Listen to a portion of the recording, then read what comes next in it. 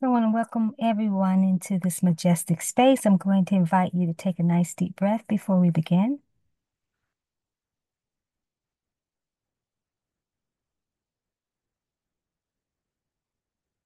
Mm.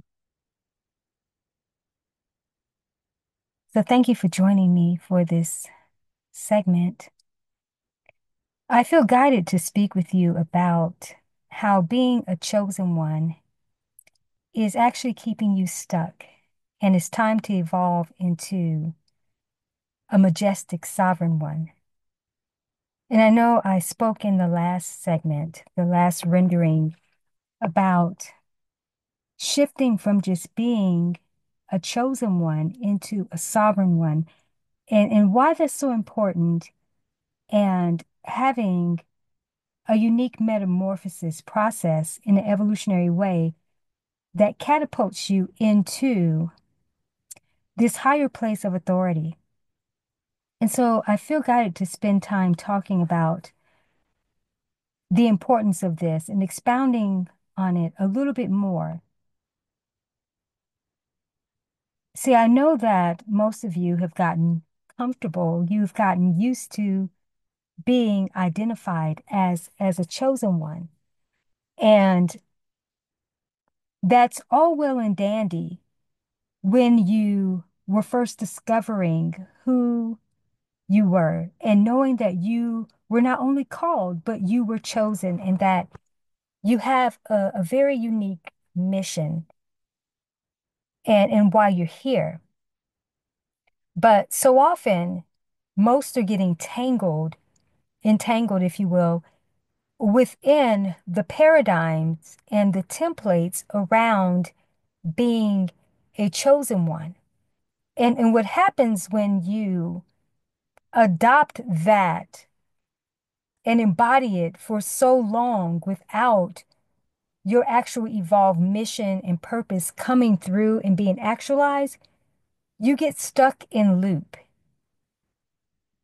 And so that's why most are not being able to move themselves beyond and believing that they're still in process, they're still in developmental stages of their purpose unfolding a certain way. And while some of that is true, there's a lot around the conditioning of the chosen ones, that identification that keeps you in what I call life buffering.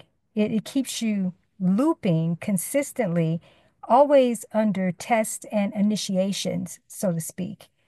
And when you shift into the sovereign seat of your experience, which being a chosen one actually develops you in that context. But when you consistently identify with just still being chosen, chosen is like you've been selected. You are appointed for a specific mission in life, but you don't actually ever make it out of the chosen one phase to actually serving in the greater capacity. So it would be likened to if you were called to be a physician, a doctor, and of course, there's the medical training for this type of career.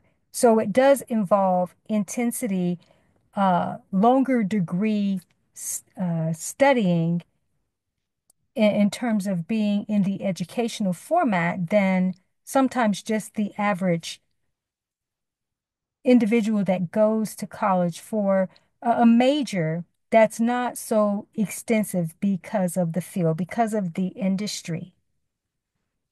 But it's like constantly preparing, never really graduating to be able to fully actualize. And one of the things we know when it comes to practicing medicine, something of that magnitude, that's not one of those careers paths that you can just get a certification, or an associate's, or even just a bachelor's, so to speak, maybe in nursing or so you can pull that off at a certain level, right? But in the doctorate level, there are the requirements that you have to complete in order to be licensed or highly certified to perform certain functionalities in that role. So when you are in your chosen one developmental stages, absolutely you are under intensity like no other.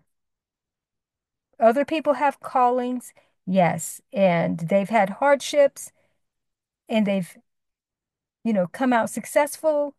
But one of the things we do know about being in the chosen one breed, that's a whole nother level of intensity of a journey. Not for the faint at heart at all. We know that. But again, what happens is that when you continuously become so attached to that identity, then you become more within the paradigmatic framework of this is how a chosen one is, and people don't like chosen ones. Your family hates you. Narcissists want to draw energy from you, and witches and warlocks are going to consistently be practicing witchcraft against you. And your enemies are going to fall. There's all types of renderings out there that are empowering for sure, but is a continuation of almost getting there to fulfill something and then things subside and then you're back in the loop, back having to listen to the same types of messages over and over. It looks like you're making a little progress, and sometimes when things feel like they're about to be monumentous, you find yourself looping again, getting vague guidance from divine support, and then relying more on the influencers who are empowering you and listening more to their voice and their authority than really getting to know your own. So, a lot of the paradigmatic frameworks have you consistently, again, wandering in the wilderness, way longer than you have to, because you can still be in parts of your developmental stages and not necessarily be in the wilderness. But, regardless of whether you are in the wilderness or maybe you're out, if you are still heavily identifying yourself as a chosen one, you are keeping yourself stuck. You are not allowing yourself to actually graduate, right? And to have more co-creative authority in your experience, to leverage the power of being a chosen one, to leverage what has been cultivated in your gifting so that they can evolve, they can go through a unique metamorphosis. I liken being a chosen one, metaphorically more like an acorn that has the encoding of an oak tree. And it's being taught from the framework in terms of being a chosen one allows you to perform in such a way, to be in a certain way of beingness, embodiment, if you will, but not understanding that The chosen one template is an encoding within an acorn. The growth is what produces the oak tree. But the oak tree is not the acorn, and the acorn is not the oak tree. But they evolve out of the same experience, meaning you need the acorn in order to have the oak tree. So that's what your chosen one journey, if you will, has been about cracking open that chosen one template only so that the sovereign essence can come through. Because it's time to reign. And that's where not just being a sovereign one, but also being majestic. Majestic puts you in that embodiment of Christ, of higher authority, the royal priesthood extraction, if you will. So as long as you are wandering around in the chosen one framework, you will continuously just be chosen and called and appointed for something that you never actually fully actualize. Now, within the metamorphosis process, something that I teach as it relates to this particular, initiative is every caterpillar contains the encoding of becoming a butterfly, but every caterpillar doesn't become one. And there are various reasons why that doesn't take place. One of the reasons is because the caterpillar either expires before it enters into the chrysalis, or it enters into the chrysalis to the cocoon experience, and it doesn't sync up with the newer data information to recode into a new creation. Now, this is where most chosen ones find themselves. Is if you don't make the shift and start to now anchor your sovereign and royal authority way of beingness, then again, you've been someone who's been selected. You've been called. You've been chosen. But being selected and actually serving in the functionality are two different strands.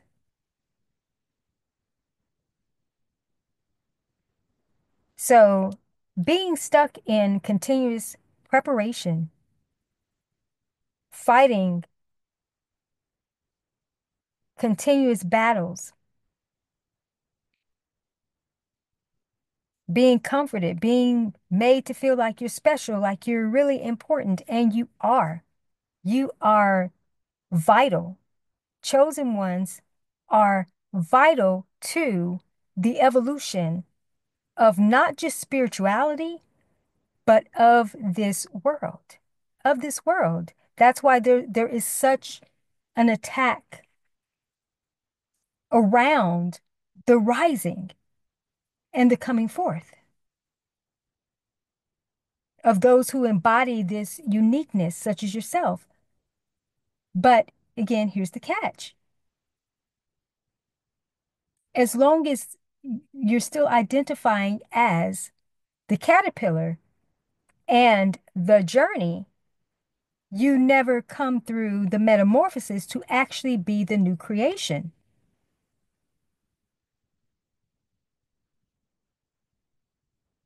Again, called and appointed and actually serving in your role, in your functionality are two different strands. And sometimes there's as I mentioned earlier, the entrapment, if you will, of continuously going around the preparation wheel and never fully syncing up with what all your power means, what all of this development means. And yes, it is for a specific time in the evolution of the expansion, but we're actually 50 to 70 years behind in evolution.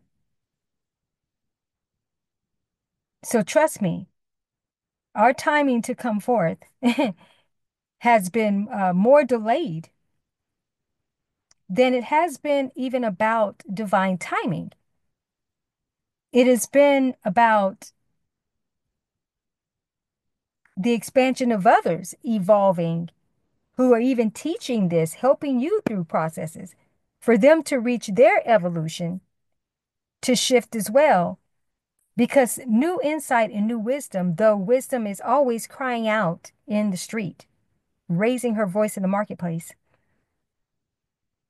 wisdom can't reach into a consciousness that's not expanded to receive, even though it can be being broadcast and even demonstrations.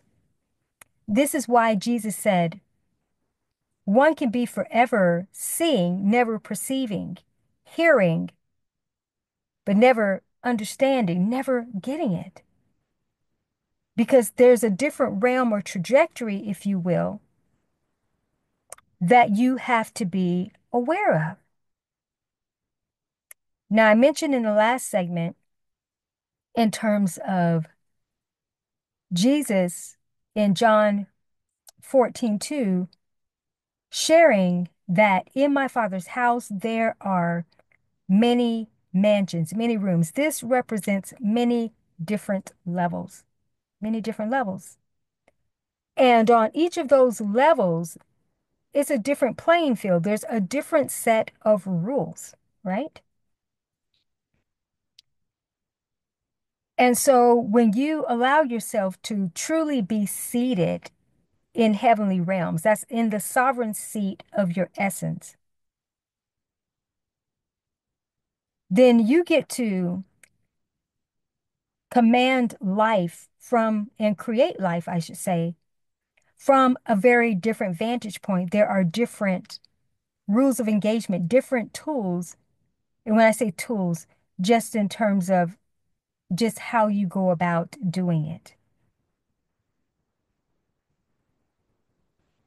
But you can't get into that level of understanding and accessing any of the greater gifts, the greater works that Christ talks about, which is the template encoding which within the chosen ones, but it doesn't come forth in a chosen one demonstration. It only plays out in a sovereign one's essence.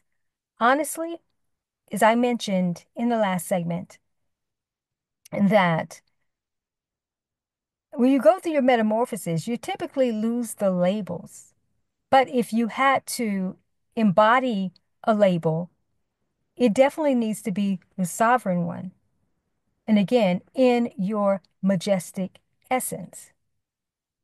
Because the majesty of Christ, that level of embodiment, again, connects you to the newness of being a part of the royal priesthood and being able to carry out this greater works expression, because that's what we're here for. But being stuck in a loop in an outdated version of yourself, most of you don't realize that the individuals, a lot of them that you're learning from, you are so way evolved past them. But because, and this is not a knock to them by no means, but because you are very fixed in the reality before you that does not seem to be congruent with the calling that you feel prepared for, which that evolves too.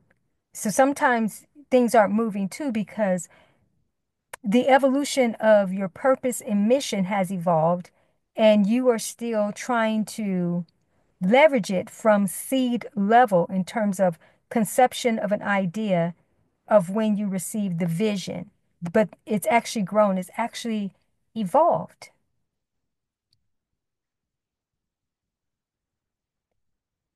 I want to liken your essence to Chinese bamboo. And if you are familiar with how Chinese bamboo grows, it is underground for 4 years, developing a very strong root system.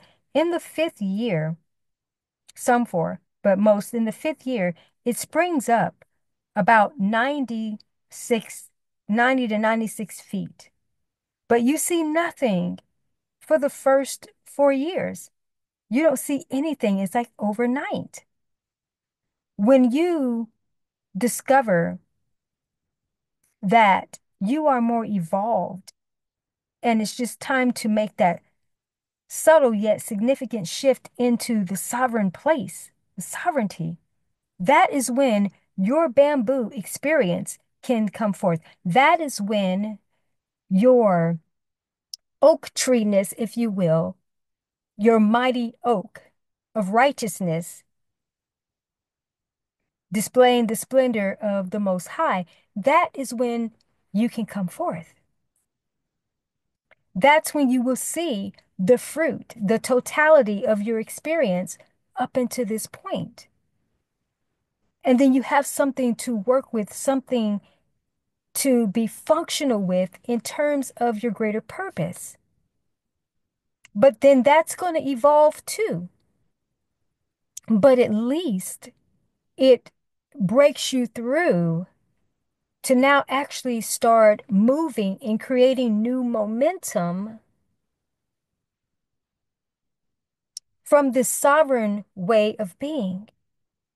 See, the difference between being chosen and being sovereign, again, back, to the metaphor in terms of a caterpillar and a butterfly. A caterpillar can only see head on, and it inches along in life, even living its best life. It still is very, how can I say it? It's earthbound, where when it becomes the butterfly in its divine expression, it can soar. It is both earthbound and ascended. So it has a panoramic view in terms of how it can see the world. That's what being in the sovereign seat, being seated in heavenly places, if you will, allows you to function and to operate and to leverage your authority from that higher vantage point. See, chosen keeps you inching along a slow route to getting there. And trust me, the journey is long, regardless. But you have to realize when you are at the juncture of your journey where you're looping and not leaping. You're looping, not leaping, and not being able to leverage the process of your experience. So you'll know if this is speaking to you. And I do have resources within the description that can help you to navigate this next phase of the journey and make the shifts. As I mentioned, even in the last segment, that some of you are ready to step into your millionaire and billionaire trajectories, but you can't encompass that type of expression without being in a sovereign place. And I do have resources that can help to support you in creating in these much more expanded trajectories because the purposes that you're here for are going to call forth for you to actually be resourceful in an uncommon way with this type of expansion because of what you're here to do. But again, it's not until you step into the sovereignty, embody the majestic aspect. When you're in the majestic, that means that you are not just sovereign, but you also are able to do what would seem to be the impossible in terms of your way of beingness, because it is a different level of Christ embodiment. So again, being chosen, being a chosen one at this stage, if this is speaking to you, is keeping you stuck. So it's time to shed away an old expired identity and embody what it truly means to be chosen. What were you chosen for? You were chosen to reign. You were chosen to be sovereign. So now embody this characteristic, this phase of your evolution, because it's time. It is simply time. And I'm so proud of you for reaching this point and to no fault of your own in terms of not knowing how to navigate and make the shifts. You just weren't aware. But I'm here to shine the light, to bring illumination so that you can shift from the illumination into optimization, optimizing this experience. You come from being metamorphosized to being evolutionized to being optimized so that you can majestically reign in your position. And that's where you can do more. You can do Ephesians 3:20, more than you can ask, think, or imagine. That's what the majestic realm, if you will, in this sovereignty way of being, this is what it positions you to do. So, my majestic sovereign ones, I am going to bring this segment to a close. And again, be sure to check the description. I'm going to send you away with many, many blessings. And here is to your majestic sovereignty. And I look forward to being back with you soon. Take care and stay blessed.